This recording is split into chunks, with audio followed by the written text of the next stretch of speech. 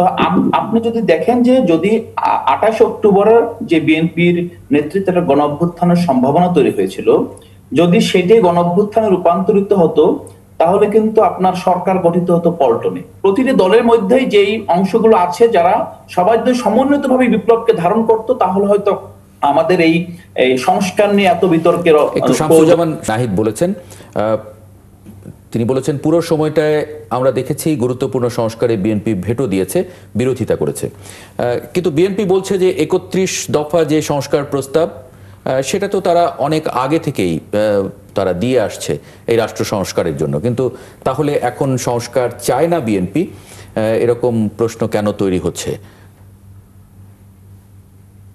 আপনি কি আমাকে প্রশ্ন? জি, আলাউদ্দিন মোহাম্মদ। হ্যাঁ, বিএনপি সংস্কার চায়, তবে যে সংস্কার বিএনপি চায় সেই সংস্কার আসলে গণ অভ্যুত্থান পূর্ব বাংলাদেশের বাস্তবতায় ছিল। আমরা তখন সংস্কার বিষয়টি আসলে বিএনপিকে এপ্রিসিয়েট করতে হয়। বিএনপির পূর্বে গণতন্ত্র মঞ্চের সাথে বিএনপি ছিল, তারা সবাই মিলে একটি সংস্কার ড্রাফট করেছে।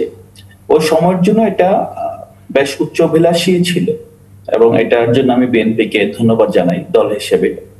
কিন্তু সবচেয়ে বড় যেই আপনার আইরনি, সেটা হলো বিএনপি সংস্কার এতগুলো প্রস্তাব, এতগুলো অঙ্গীকার দেওয়া সত্ত্বেও যখন কার্যকরভাবে বাংলাদেশে ছাত্র জনতার নেতৃত্বে গণ অভ্যুত্থান সংঘটিত হলো, গণ অভ্যুত্থানের পরের বাস্তবতায় যখন রাষ্ট্র সত্যিকার অর্থেই কিছু রেডিক্যাল সংস্কার অথবা কিছু সাবস্টেন্সিয়াল সংস্কারের দিকে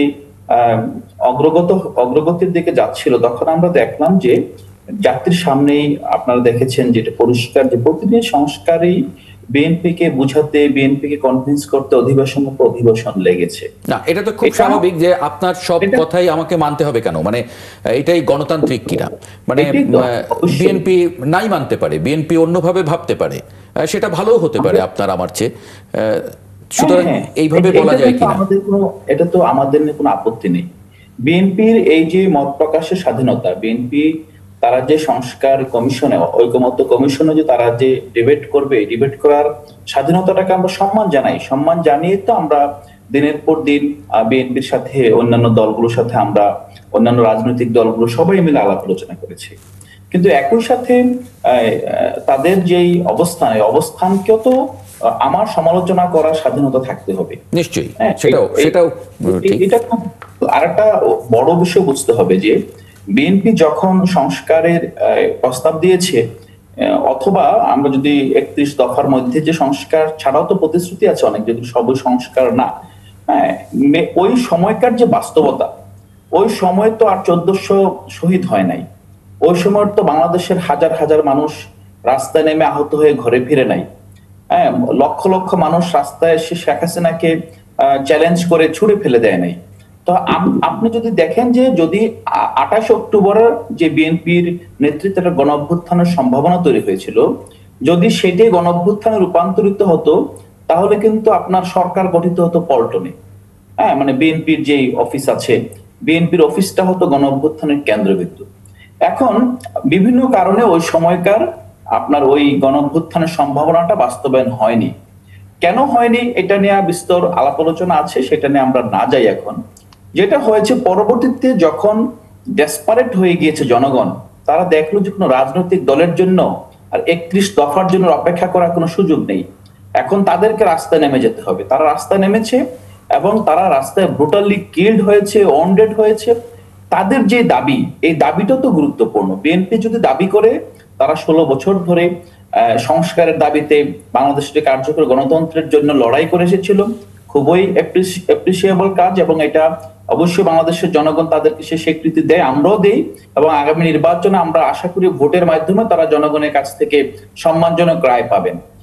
পাশাপাশি এটাও তো বুঝতে হবে যে গণ অভ্যুত্থানের যেই জনগণ রাস্তায় নেমে এসেছিল, যারা আসলে রাজনীতি যাদের পেশা নয়, দেশ পরিচালনা যাদের পেশা নয়, তারা তাদের কর্ম, তাদের যেই নিজস্ব গণ্ডির বাইরে এসে এই নতুন একটা রাষ্ট্রের ভাবনাকে মাথায় রেখে, একটা নতুন স্বাধীনতার ভাবনাকে মাথায় রেখে তারা যে আপনার রাস্তা নেমে এসেছিল, তাদের যেই দাবি, এই যে বাস্তবতা যে পরিবর্তন হয়ে গিয়েছে, এই পরিবর্তিত বাস্তবতা তো বিএনপির 31 দফারও একটু পরিবর্তন দরকার ছিল।